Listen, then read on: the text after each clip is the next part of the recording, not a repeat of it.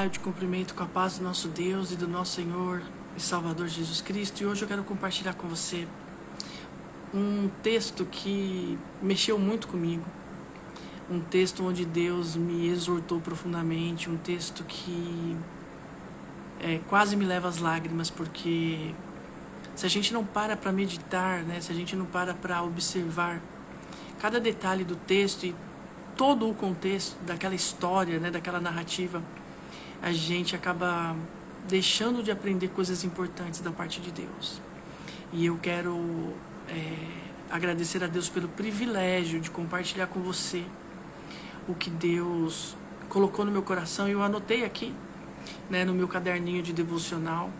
E o texto está no livro de Jó, capítulo 11.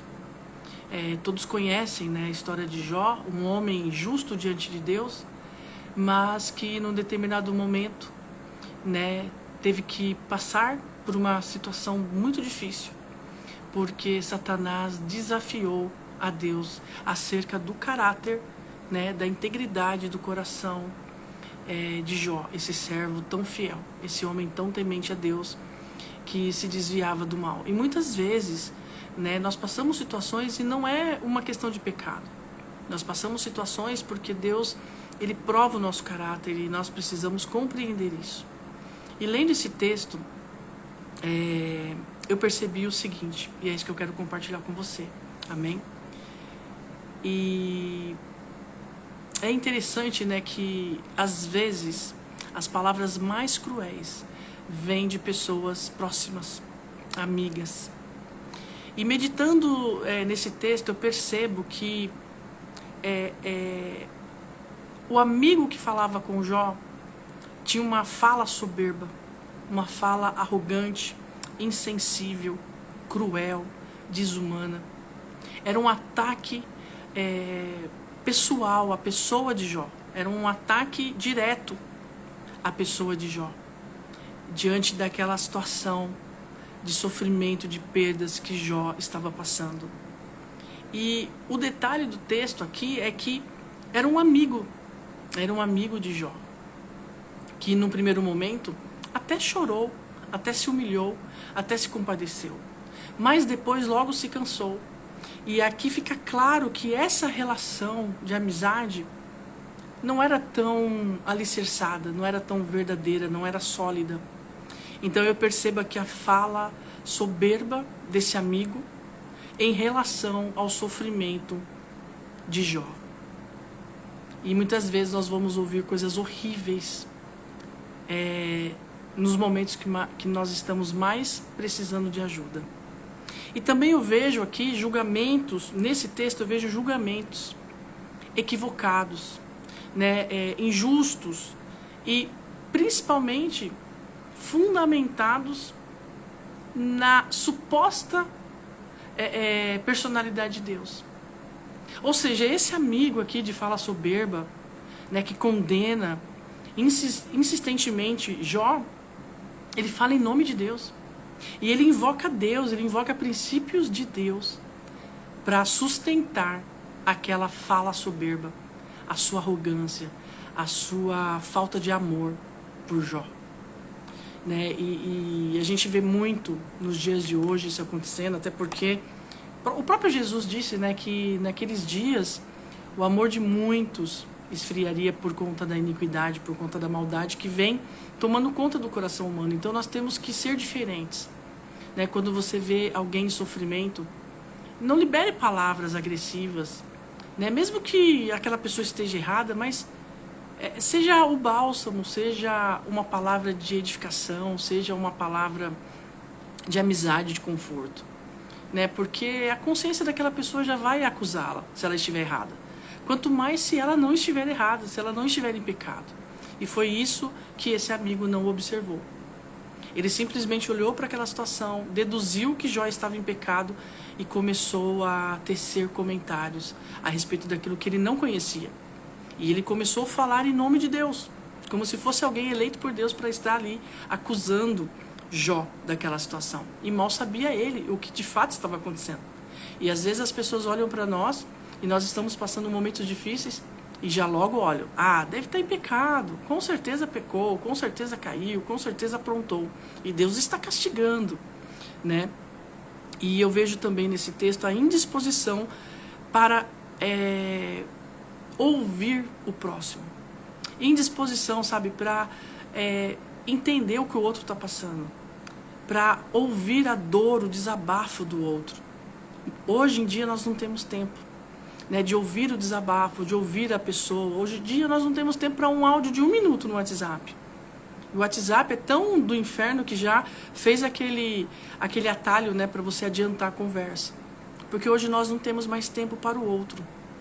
Só que quando nós estamos na mesma situação do outro, como é que nós nos sentimos quando o outro não nos dá aquilo que também não damos para o outro, mas sabemos cobrar e gostamos de cobrar. Mas nós não temos a inclinação para amar, para fazer o bem, né? A gente só quer cobrar, a gente só quer receber. Infelizmente é assim. Então aqui eu vejo claramente, sabe, esses julgamentos superficiais, né, com base na aparência das coisas, de quem muitas vezes deveria nos dar o suporte, deveria nos dar o acalento, deveria nos dar o ombro, né, amigo, deveria nos confortar, deveria chorar conosco, ou pelo menos orar, intercedendo a Deus pela nossa vida, sabe, deixando Deus decidir se aquela situação é resultado de pecado ou não. Então, assim, nós não devemos nos colocar nesse lugar desse amigo de Jó, porque muitas vezes a gente olha para as pessoas e nós julgamos, muitas vezes as pessoas olham para nós e também nos julgam. Então vamos fazer para os outros o que queremos que façam conosco. Que sejamos o bom exemplo a todos, né? Que tenhamos realmente o caráter de Cristo em nós. Porque quando nós analisamos, né, como aqui nesse texto, uma situação de forma muito superficial, né, quando a gente olha para uma situação de alguém, para uma dor, para um discurso de sofrimento de alguém, a gente não tem paciência para ouvir, a gente não consegue discernir a dor do outro, e a gente acha, isso é bobeira, isso passa, isso não tem nada a ver, está sofrendo à toa. Por conta da nossa impaciência em querer ouvir, nós desprezamos o sofrimento alheio, né? Porque nós olhamos apenas para a aparência das coisas, e logo já achamos que se a pessoa está passando por aquilo, com certeza ela fez algo para merecer, e às vezes não é assim que funciona. Por isso, nós devemos amar a Deus e ao nosso próximo, independente da situação. Jesus não disse para amar, né, apenas aqueles que nos amam. Muito pelo contrário, ele disse, ame quem te odeia, ore por quem te persegue, né? Não pague o mal com o mal. Pelo contrário, faça o bem, para que todos saibam de quem você é filho, né? E essa intolerância, essa total falta de respeito, né, essa falta de amor ao próximo, essa falta de compaixão, de se colocar de fato no lugar do outro, de ouvir, ainda que a pessoa fale, como Jó, que falava e desabafava e falava, porque aquela dor era imensa, ele precisava verbalizar, ele precisava contextualizar aquilo, ele precisava comunicar tudo aquilo que estava doendo no coração dele, né? Porque Jó, ele suportou feridas na pele a ponto de coçar essas feridas com um caco de telha, porque a lepra, ela vai comendo o corpo, né? Ela vai comendo, ela vai destruindo o nosso corpo. E ali então, quando ele acha que ele poderia desabafar com aqueles amigos, os amigos logo se cansam, perdem a paciência, não querem ouvir, porque tem gente que é assim, né? Tem gente que fala hoje, fala amanhã, e fala depois, e fala depois, e fala depois. E nós temos que ter paciência. Se a pessoa falar durante um mês, durante um ano, a gente tem que respeitar a dor dela, o tempo de processo dela. Nós temos que conduzir a nossa mente em favor do outro. E não olhar para a nossa falta de tempo, para a nossa correria. Eu me lembro de uma passagem onde Jesus, ele queria se ausentar, ele queria ir ao monte orar, né? E ele tinha acabado de receber uma má notícia, que foi a morte de João Batista. Só que de repente ele vê a multidão e ele vê que ele era necessário para aquelas pessoas. Ele deixa o seu momento de privacidade, ele deixa o seu momento de oração e vai servir aquelas pessoas. Por quê? Porque para ele importa muito mais as pessoas do que ele mesmo. E assim nós temos que ser, né? Então, assim, que nós possamos ser menos intolerantes, né? Que nós possamos ser mais respeitosos, que nós possamos de fato dar às pessoas aquilo que queremos receber delas. Ou, se não na mesma via, né? Porque muitas vezes você faz hoje para alguém, mas naquele alguém não te retribui. Talvez você receba a recompensa de uma outra pessoa. E assim é que é. Né? Mas aqui, nesse texto, eu fui bem confrontada porque às vezes me falta paciência também.